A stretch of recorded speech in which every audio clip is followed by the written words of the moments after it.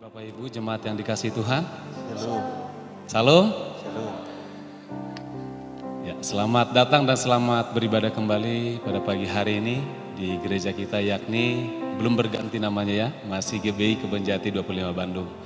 Apapun situasi kondisi kita pada pagi hari ini Bapak Ibu, satu hal yang harus senantiasa kita sadari adalah bahwa kita punya Tuhan yang senantiasa menyertai kita, Tuhan yang Immanuel. Dan bukan hanya Immanuel, tapi dia juga adalah Tuhan yang tak tertandingi, Tuhan yang tak terkalahkan. Untuk itu jangan lagi kita biarkan roh intimidasi, roh ketakutan untuk senantiasa mengintimidasi setiap kita, apapun situasi kondisi kita, amin. Mari kita datang kepada Tuhan, kita tundukkan kepala. Tuhan Yesus yang baik, pada pagi hari ini kami mengundang Tuhan untuk boleh bersama-sama dengan kami, dan kami percaya, kami yakini bahwa Tuhan sudah hadir di tengah-tengah kami. Tuhan, Engkau adalah Tuhan yang Immanuel, yang senantiasa menyertai kami.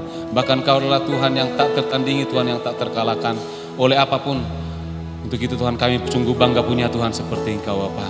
Dan kami saat ini tidak lagi mau dikuasai, diintimidasi oleh roh ketakutan, kekhawatiran yang berlebihan, melainkan kami hanya fokus saja sama Tuhan, karena kami punya Tuhan yang senantiasa menyertai kami, peduli atas setiap kami.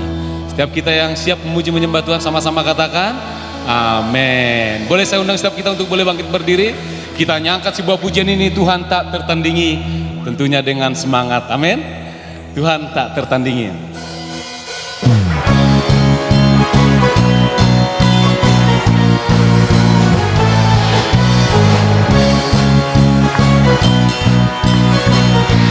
Mari sama-sama nyatakan. Pada siapa kau bandingkan perbuatannya yang heran? Apakah ada? Tak ada.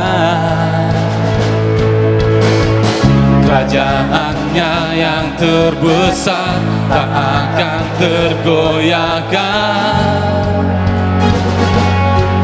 Semua musuh pun gemetar mendengar namamu Tuhan, sorak kemenangan.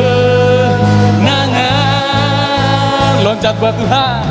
Sungguh tak tertandingi, tak ada yang setara denganmu. Hanya Yesus Tuhanlah yang terhebat, jauh melebihi dari penguasa di dunia. Kerajaanmu kekal. Yeah. Boleh semua tangan di atas.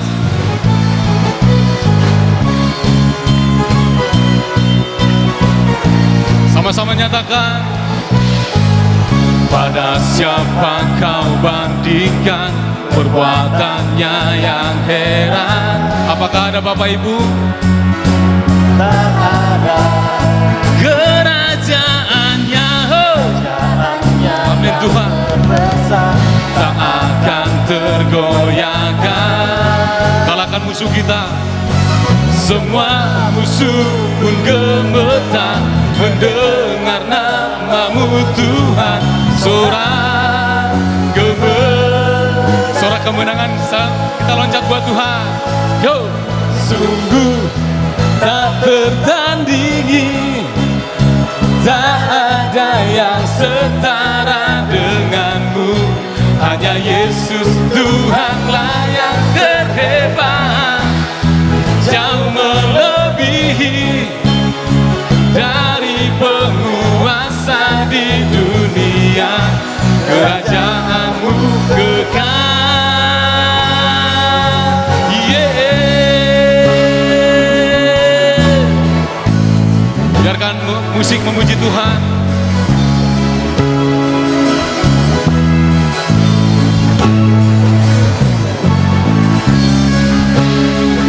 Terpuji namamu Tuhan, Kau Tuhan yang tak tertandingi. Amin Tuhan. Mari sama-sama nyatakan.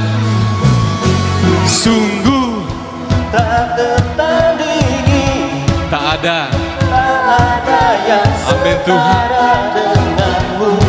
Hanya Yesus Tuhanlah yang terhebat, jauh melebihi dari penguasa di dunia.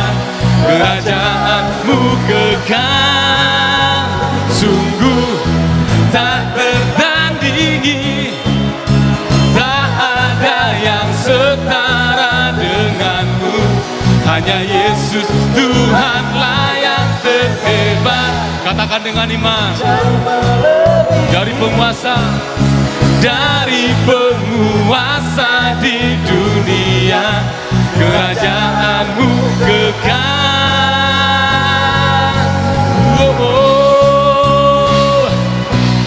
Hanya Engkau Tuhan. Haleluya. Amin. Kita harus nyatakan itu dalam hati kita. Tidak lagi kita biarkan roh ketakutan, roh khawatiran untuk senantiasa menguasai kita. Amin. Apapun situasi kondisinya, karena kita punya Tuhan yang Immanuel, Tuhan yang tak tertandingi, Tuhan yang tak terkalahkan. Amin. Masih kuat berdiri? Masih ya, masih segar. Pagi hari ini mari kita masuk lebih dalam lagi. Mari kita hampiri altarnya Tuhan. Kita sujud di bawah kakinya. Bahwa Tuhan kita adalah Tuhan yang senantiasa memperdulikan kita apapun situasi kondisi kita. Kita bawa hidup kita, bawa diri kita pada Tuhan pada pagi hari ini. Amin Tuhan.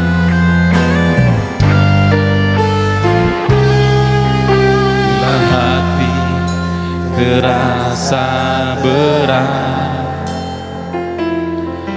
tak seorang pun mengerti bebanku. Ku tanya Yesus, apa yang harus ku buat? Dia berfirman, mari datanglah. Dia selalu pedulikan aku. Ku datang Yesus, Dia pikul segala bebanku. Sujud di altarnya, ku bawa hidupku. Ku terima anugerahnya, Dia ampuniku dan bebaskanku. Dia ubah hidupku, barui hatiku. Sesuatu terjadi saat datang. Mari Bapak Ibu, kita angkat pujian ini dari atas sekali lagi. Kita bawa hidup kita, kita bawa keluh kesah kita sama Tuhan. Oh, ini kami Tuhan. Amin. Bila hati terasa berat, tak seorang pun mengerti beban. Ku tanya Yesus, apa yang harus ku buat? Tuhan berfirman, mari datanglah. Dia berfirman, mari datanglah. Dia selalu pedulikan aku. Ku datang Yesus, Dia pikul segala bebanku. Oh, sujud di altarnya. Kami bawa hidup kami Tuhan. Ku bawa hidup. Mari terima anugerah daripada Tuhan.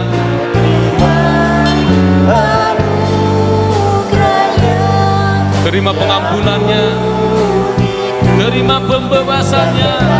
Oh, Kau ubah hati, Kau ubah hidupku, barui hatiku. Sesuatu terjadi saat datang dia. Oh, sujud di altarnya, sujud di altar. Bawa hidup kita, ku bawa hidupku.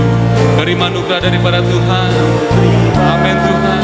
Anugerahnya Dia ampuniku dan bebaskanku.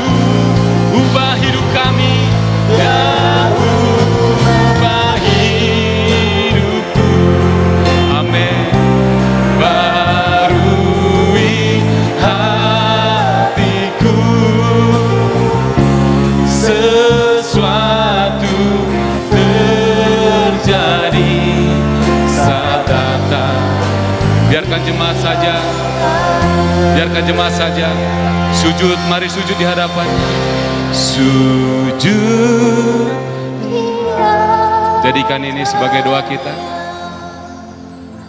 sambil arahkan hati kita sama Tuhan.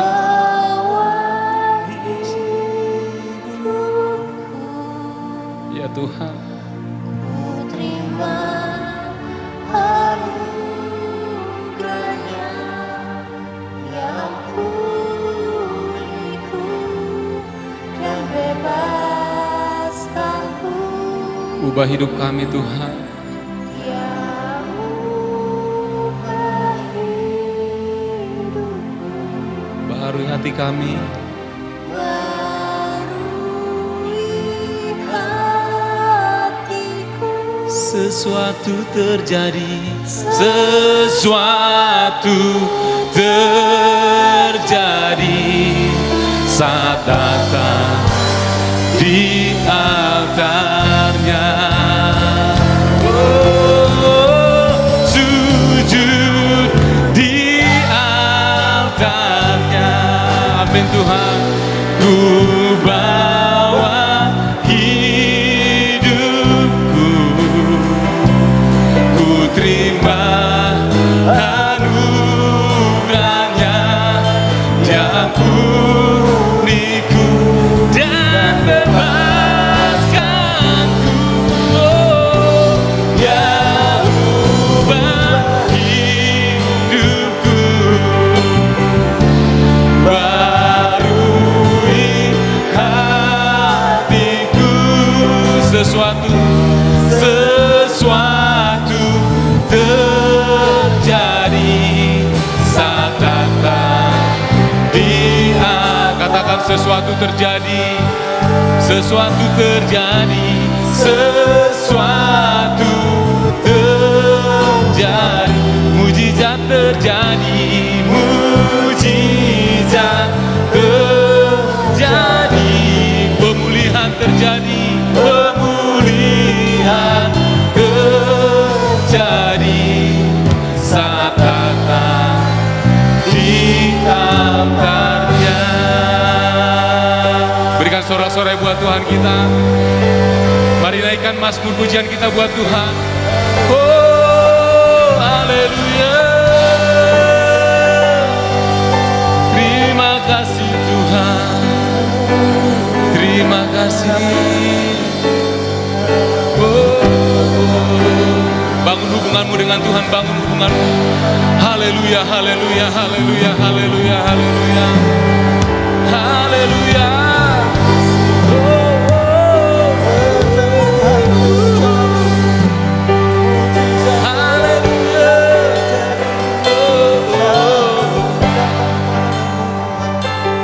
Haleluya. Yes Tuhan, yes Bapa. Kami percaya ketika kami sujud di altar-Mu Tuhan, artinya kami sedang membawa semua keluh kesah hidup kami Tuhan. baik suka maupun duka Tuhan. Terima kasih Bapa, Engkau sudah mau berkata, mari datanglah, mari datanglah, mari datanglah. Sebagaimana Petrus berkata, Tuhan saya mau berjalan di atas air. Tuhan berkata, mari datanglah. Seketika itu juga Petrus bisa berjalan di atas air. Dan saat ini juga Tuhan berkata, mari datanglah.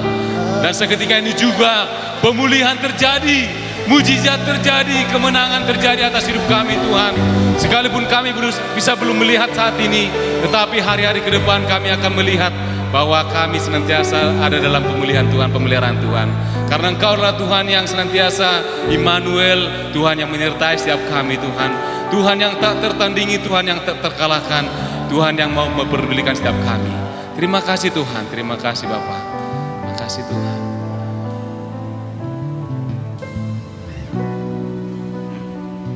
Terima kasih untuk kebaikan-Mu Tuhan.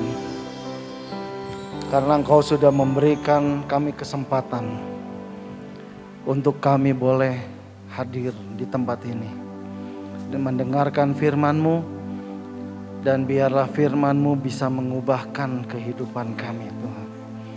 Firman-Mu yang ajaib, yang luar biasa. Terima kasih Bapa, terima kasih untuk kesehatan, kekuatan yang Tuhan berikan bagi jemaat-Mu. Biarlah pagi hari ini kami boleh sama-sama belajar, kami boleh sama-sama diubahkan. Kami percaya Tuhan, kami datang ke tempat ini tidak sia-sia. Ada pembaharuan pola pikir yang Tuhan taruhkan di jemaat-Mu ini. Terima kasih Bapa, hanya di dalam nama Yesus kami sudah mengucap syukur dan berdoa. Mari yang percaya katakan amin. Kita bersyukur ya kalau kita masih dalam keadaan sehat-sehat. Sekarang makin banyak orang yang mengalami sakit. Sedangkan kita masih diberi kesempatan untuk beraktivitas. Kita masih boleh bekerja. Dan saya percaya kasih yang dari Tuhan tetap menyertai kita. Amin. Bapak Ibu, pagi hari ini kita sama-sama mau belajar hasil dari pembenaran ya. Hasil dari pembenaran. Dalam hidup kita ini banyak kesalahan-kesalahan yang sering kita lakukan ya. Dari kecil saya suka dimarahin sama orang tua saya, papi mami saya suka marahin saya. Om saya juga suka marahin saya ya. Tetangga saya juga suka marahin saya. Coba sampai tetangga marahin saya. Kenapa marahin saya? Karena saya seneng naik genteng. Jadi ada oma-oma di sebelah rumah itu, kalau lihat saya naik gentengnya dia bilang, "Nyo, turun nyo. Gentengku rusak semua itu nyo," kata. "Oh iya mak," gitu. Kalau ketemu di darat sih baik-baik aja, tapi kalau saya ada di genteng dia marah-marah, ya. Nah, dan dari kesalahan-kesalahan itu juga kita sering mengalami penyesalan, ya. Saya menyesal ketika kuliah, saya bergaul dengan teman-teman yang malas kuliah. Jadi kita cuma nongkrong-nongkrong, jalan-jalan apa ya. Setelah kelulusan, saya lihat teman-teman saya udah nggak ada, tinggal saya sendiri. Ya, tanpa terasa teman-teman yang kos di mana sudah nggak ada, mereka sudah pulang kampung semua. Menyesal 1 tahun ya. Tapi untung ada satu keputusan yang tepat, yaitu ketika saya menikahi istri saya. Saya nggak menyesal kalau itu ya. Ya, tidak ada penyesalan. Coba kalau salah pilih istri, waduh, nyesalnya seumur hidup ya. Dan ada lagi yang paling penting.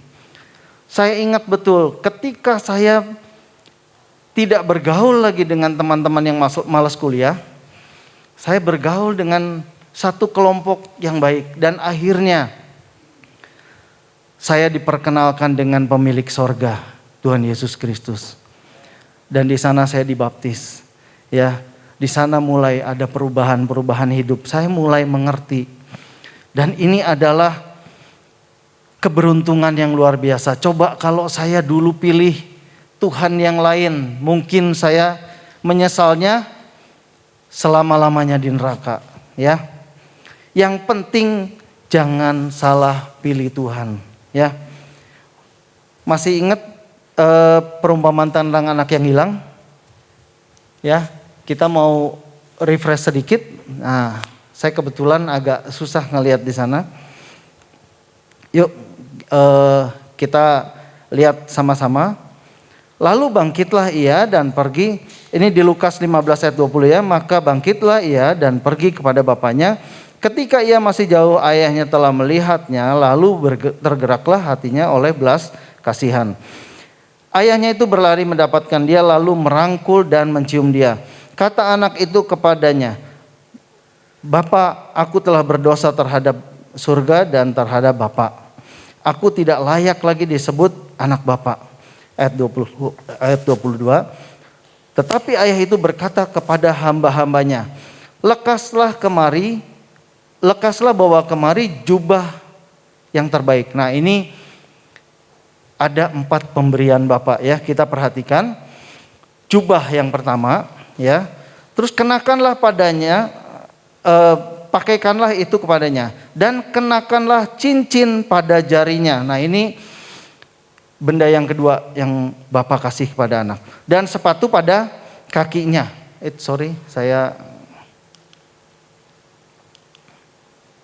Nah, ayat 23. Dan ambillah anak lembu tambun itu, sembelihlah ia, dan marilah kita makan dan bersuka cita. Ya. Sebab anakku ini telah mati dan menjadi hidup kembali. Ia telah hilang dan didapat kembali, maka mulailah mereka bersuka cita. Alasan Bapak memberi 4 barang ini kepada anaknya, karena anaknya yang mati hidup kembali. Ya, anaknya disadarkan. Bapak Ibu, kita tahu hari ini kita mau belajar benda yang diberi Bapak. Saya mau bahas tentang cincin. Kita sama-sama belajar tentang cincin. Ya, kita nggak bahas jubah, nggak bahas sepatu, nggak bahas tentang anak lembu tambun ya. Tapi kita mau bahas tentang cincin. Nah, di sini ada satu rahasia yang luar biasa ya, ketika anak itu kembali dikasih cincin. Sebenarnya apa? Cincin ini ada apanya? Nah, kita lihat Bapak Ibu. Ini kalau emas 20 gram paling berapa? 20 juta lah ya, anggap ya. 20 juta, murah kan? Nah, saya ambil gambar ini, saya baca, ini cincin ini harganya bukan puluhan juta, bukan ratusan juta, udah miliar. Ya, kenapa miliar? Karena ininya. Ya, bukan karena cincinnya. Cincin adalah pengikat dari permata-permata ini. Satu waktu saya pergi ke teman saya tanya, "Pak, tolong periksain ini kalung saya ini. Permatanya bagus ya, warnanya merah bagus sekali. Ini batu apa?" Nah, dia keluarkan keker dari ininya, dari kantongnya, dia lihat, dia puter, dia pegang-pegang. Terus dia bilang gini, "Saya berharap permata itu harganya mahal." Tapi begitu dia pegang-pegang, dia bilang apa? "Ini plastik, Pak." Berapa harganya? Ya nggak ada harganya orang plastik. Ya, bagus, tapi plastik. Nah, terus dia cerita sama saya, kalau permata yang bagus, satu gunung ini dibelah, dipotong-potong, diambil permatanya, diambil batu-batuannya, belum tentu ketemu permata yang bagus. Secuil pun belum tentu dapat. Ya, jadi makanya permata ini mahal harganya, ya. Saya pernah waktu di Kalimantan, saya datang ke pasar, ya. Pasar ini jual permata. Saya tanya harganya berapa? Dari 25.000 sampai ratusan juta ada. Satu waktu di dekat saya ada ibu-ibu bawa anak remajanya, belum 17 tahun kelihatannya, masih di bawah itu. Dia beli berlian. Berlian, saya bilang, waduh, di sini banyak yang beli berlian ya Pak? Banyak. Harga berlian berapa? Murah, cuman ratusan ribu. Kok bisa murah? Ya, kualitasnya berlian. Untuk apa mereka beli? Dipasang di wajah, buat susuk. Ya. Nah, kita mau bahas tentang arti cincin ini dalam yang diberikan Bapak kepada anak bungsu. Nah, Paulus membahas dalam surat Roma 5 ayat 1 sampai 5, ya. Nah, ini saya kasih gambaran aja. Nah, ini cincin perdamaian, ya, yang tadi kita baca tentang perumpamaan tentang anak yang hilang. Nah, Paulus membahas dalam Roma 5 ayat 1 sampai 5 ini ada 8 permata. Ingat, permata ini mahal harganya. Amin. 8 permata dalam cincin perdamaian, ya. Nah, ini kita bisa lihat nanti. Nah, kita baca Roma 5 ayat 1. Sebab itu kita yang dibenarkan karena iman, kita hidup dalam damai sejahtera. Nah, itu poinnya di sini adalah damai sejahtera dengan Allah oleh karena Tuhan kita Yesus Kristus. Jadi hasil dari rekonsiliasi atau dari perdamaian ketika kita datang kepada Bapa, kita mengaku kepada Bapa bahwa Dia adalah Tuhan di dalam hidup kita. Kita dibenarkan karena kita percaya kepada Dia. Dan ini yang disebut anugerah, ya. Nah, sebagian orang yang baru bertobat, saya ingat dulu ketika saya baru bertobat, yang saya rasakan nomor satu apa? Nomor satu damai sejahtera, ya. Nah, kita coba lihat dalam Kamus Bahasa Indonesia. Damai, tidak ada perang, tidak ada kerusuhan. Ya, orang yang menerima damai dari Tuhan, dia nggak musuhan sama orang, ya, aman, dalam masa tenang, ya, orang ini tenang, orang ini bisa berdoa, sejahtera, keadaan tidak bermusuhan, rukun, semua dapat diselesaikan dengan baik pastinya, ya. Nah, sejahtera, arti sejahtera ini aman sentosa, makmur, berkecukupan, selamat, terlepas dari segala macam gangguan. Ini arti damai sejahtera. Permata ini, ingat sekali lagi, mahal harganya. Punya uang berapapun juga tidak bisa beli damai, ya. Ayat 2. Oleh kita juga beroleh masuk, oleh Dia juga, oleh Yesus, kita juga beroleh jalan masuk oleh iman kepada kasih karunia ini. Di dalam kasih karunia ini kita berdiri dan kita bermegah dalam pengharapan akan menerima kemuliaan Allah. Bapak Ibu, ini adalah permata yang ketiga dan keempat. Kita beroleh jalan masuk dan sukacita dalam pengharapan atau bermegah dalam pengharapan. Ya. Dalam Efesus 3 ayat 2, di dalam Dia kita beroleh keberanian dan jalan masuk kepada Allah dengan penuh kepercayaan oleh iman kita kepadanya. Jadi di dalam Yesus kita bisa mengenal Bapa. Amin. Saya percaya di sini nggak ada orang yang berani masuk rumah orang, masuk nyelonong, buka-buka kamar orang, buka-buka kulkas orang yang kita tidak kenal. Amin. Baru ketemu sama pembantunya aja udah teriak-teriak usir kita. Betul ya?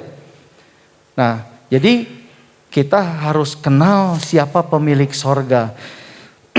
Satu waktu ketika saya diminta pelayanan di rumah sakit, nah anaknya bilang,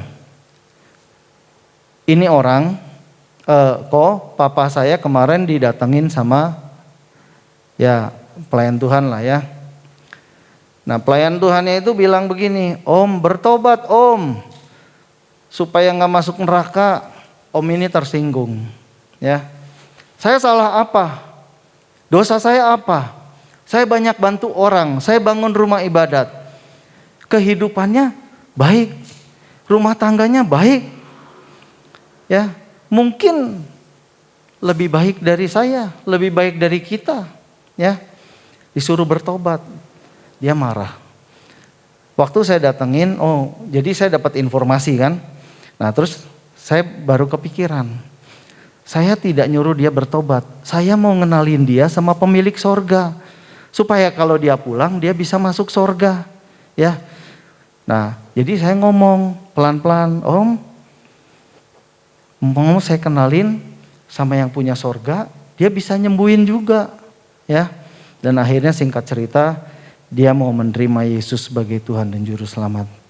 Ya, bermegah dalam pengharapan. Ya, nah bermegah dalam pengharapan sama dengan sukacita dalam pengharapan. Pengharapan apa? Menerima kemuliaan Allah. Nah, kata bermegah itu sama dengan bangga, sama dengan sukacita. Nah, bermegah ini mencakup, artinya itu mencakup bersorak ria, ya, bersukacita, memuji. Nah, ini kata bermegah itu ini. Dan dipenuhi dengan rasa bangga.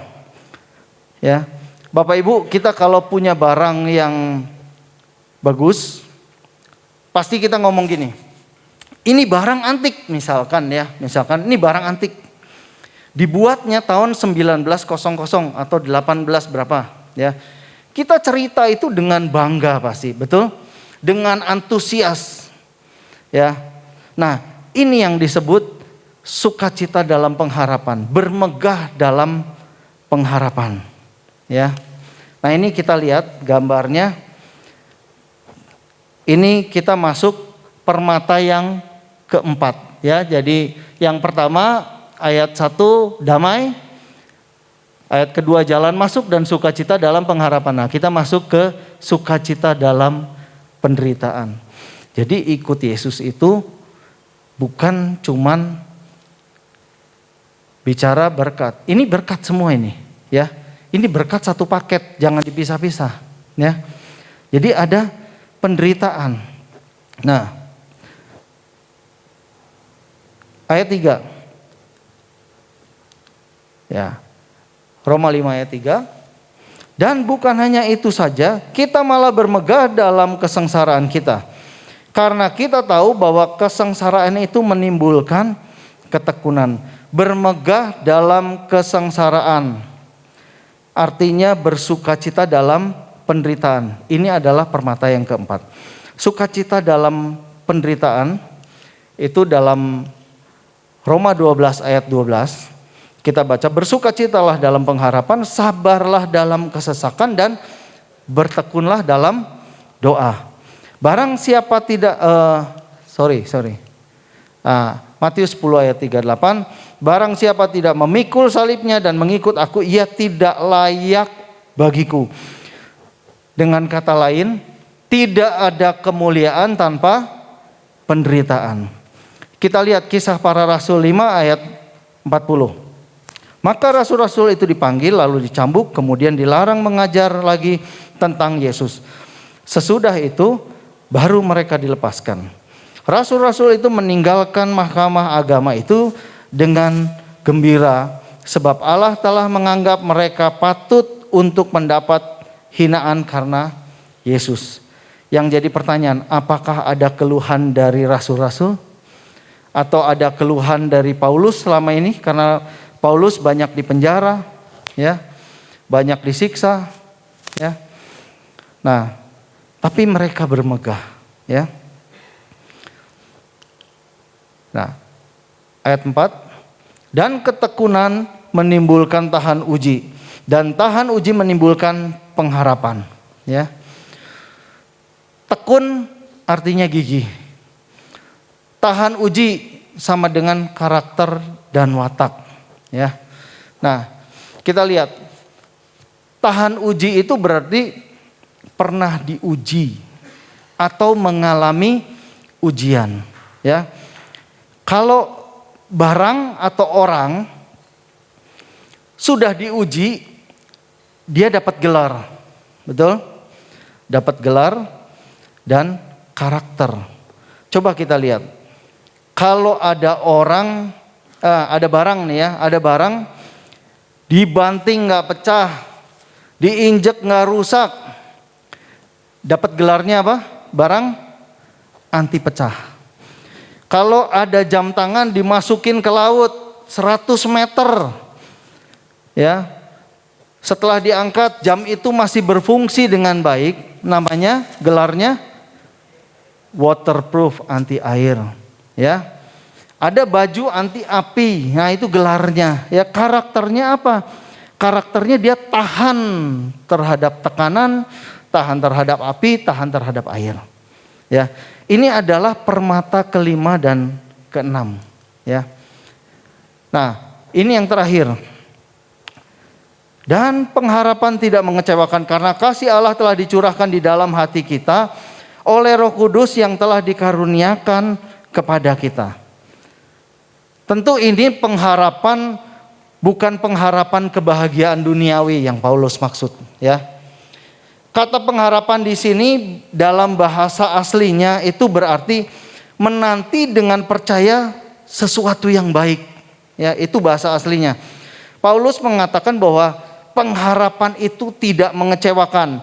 Nah, mengecewakan bahasa aslinya itu artinya memalukan, mencemarkan atau aib, ya. Tapi Paulus menunjukkan pengharapan ini tidak mengecewakan, ya, tidak mendatangkan aib baginya. Walaupun fakta lahiriahnya mereka sungguh-sungguh dipermalukan, ya. Mereka dipandang rendah seakan-akan mereka mengalami aib. Ketika mereka mengalami aniaya yang hebat, ya, aniaya yang hebat dari pihak penguasa Romawi, agama Yahudi dan orang-orang kafir yang menentang mereka. Tapi mereka malah bermegah atau bersukacita dalam penderitaannya, ya. Mereka bersukacita dan bangga dalam keadaan mereka.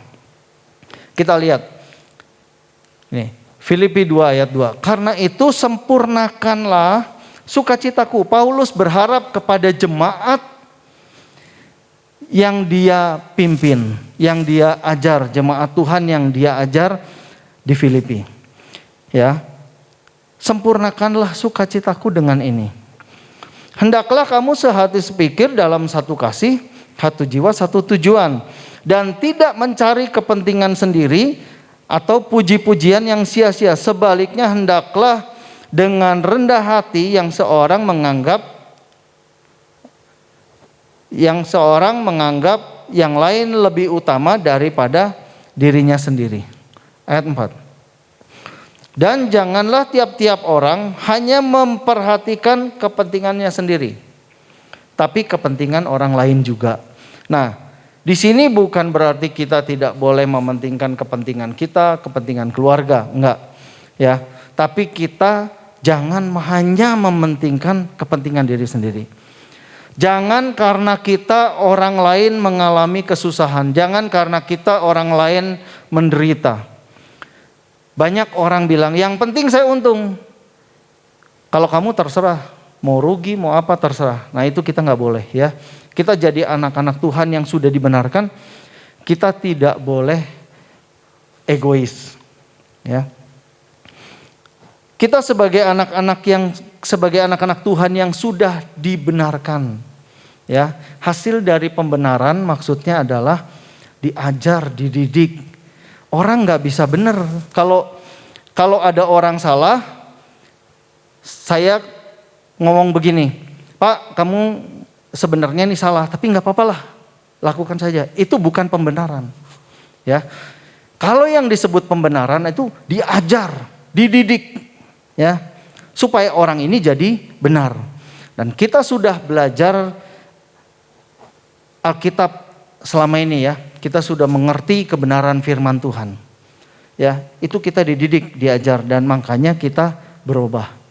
Firman Tuhan adalah manual booknya manusia. Ya Bu Rola ya, manual booknya manusia. Jadi kalau nggak pakai manual book ini manusia jadi rusak. Ya, kita harus sama-sama pikirkan ya bahwa yang paling utama dalam kehidupan ini adalah buat saya belas kasihan dan kasih. Ya, belas kasihan kita bisa menolong orang, tapi ingat harus sesuai kemampuan kita. Satu waktu teman saya datang sama saya, dia bilang dia mau pinjam uang, dia mau pinjam pakai kartu kredit. Saya bilang, sampai kamu nangis darah pun saya nggak akan kasih kartu kredit saya. Ya, karena pengalaman teman saya seperti itu. Dia kasih pinjam kartu kredit, dia ongkang-ongkang, yang pakai uang itu ongkang-ongkang, senang-senang. Yang punya kartu kredit dikejar-kejar. Nah pertanyaannya, kalau kita dikejar kartu kredit, kita bisa doa nggak? Kita bisa bebas nggak hidup ini? Nggak enak saudara. Ya, teman saya kasihan sekali. Ya, dia sampai marah dengan istrinya. Tapi kadung udah itu teman istrinya, dikasih pinjam begitu aja. Ya, nah jadi akhirnya sekalipun jemaat dia bilang, saya keras sama kamu karena kamu salah. Jadi ini adalah sebuah pengajaran juga. Ya. Nah ingat ini ya, kita mau ingat bahwa 8 permata ini harganya mahal. Gak bisa dibeli, gak bisa ditukar oleh pasangan, gak bisa ditukar oleh kekayaan, gak bisa ditukar dengan jabatan. Ya. Permata seperti ini hanya Tuhan yang punya. Dunia nggak bisa kasih permata seperti ini. Amin. Tuhan Yesus memberkati. Mari kita sama-sama berdoa. Kami mengucap syukur Tuhan untuk kebaikan-Mu. Kami mengucap syukur karena kami boleh mengerti tentang kebenaran yang daripada-Mu. Kami boleh menikmati permata yang Tuhan berikan kepada kami. Terima kasih Bapa di sorga, hamba-Mu sudah selesai menyampaikan kebenaran firman-Mu. Biarlah firman-Mu bekerja di dalam hati setiap anak-anak-Mu. Terima kasih Bapa, biarlah perubahan hidup selalu menjadi bagian dalam hidup kami. Berkati hamba-hamba-Mu, berkati anak-anak-Mu di mana mereka berada. Tangan Tuhan yang menolong, memberikan kesehatan dan kekuatan. Apapun yang menjadi pergumulan mereka, Tuhan campur tangan. Terima kasih Bapa, terima kasih. Hanya dalam nama Yesus kami sudah berdoa dan mengucap syukur. Mari jemaat yang percaya katakan amin. Tuhan Yesus memberkati. Segala puji syukur bagimu, ku tinggikan nama-Mu selalu. Kemuliaan hanya bagi-Mu. Terpujilah Oh segala puji syukur, segala puji syukur bagi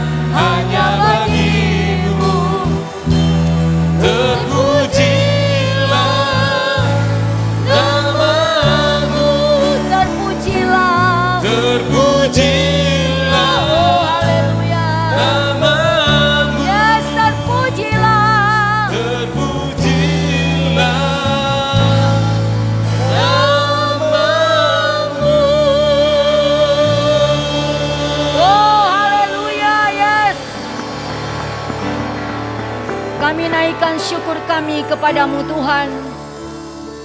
Karena kami menyadari banyak sekali perkara-perkara yang indah, yang ajaib, yang luar biasa, yang Tuhan nyatakan dalam kehidupan kami hari demi hari. Kalau kami boleh beribadah hari ini, itu karena kemurahan Tuhan. Kalau kami sehat hari ini, itu juga karena anugerah Tuhan. Kami bersyukur Tuhan Yesus buat pagi hari ini. Kami juga bersyukur buat mereka yang ibadah secara online dari rumah. Tuhan, terima kasih Tuhan buat kebaikan-Mu. Terima kasih juga buat firman-Mu pagi hari ini.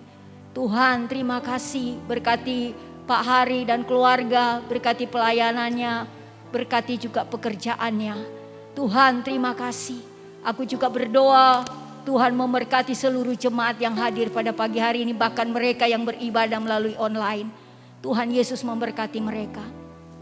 Segala pergumulan, persoalan apapun yang mereka hadapi, satu yang aku tahu, ketika mereka menyerahkan hidup mereka kepada Tuhan, ketika mereka mengandalkan Tuhan, aku percaya ada pertolongan, ada mujizat yang mereka alami dalam hidup mereka. Tuhan, terima kasih. Pagi ini aku berdoa buat maminya Pak Rusmin yang sudah menjalani operasi, dan operasi berjalan dengan baik. Luar biasa Tuhan kita. Terus Engkau pulihkan, terus Engkau pulihkan Tuhan. Terima kasih Tuhan, yang sakit Engkau sembuhkan juga.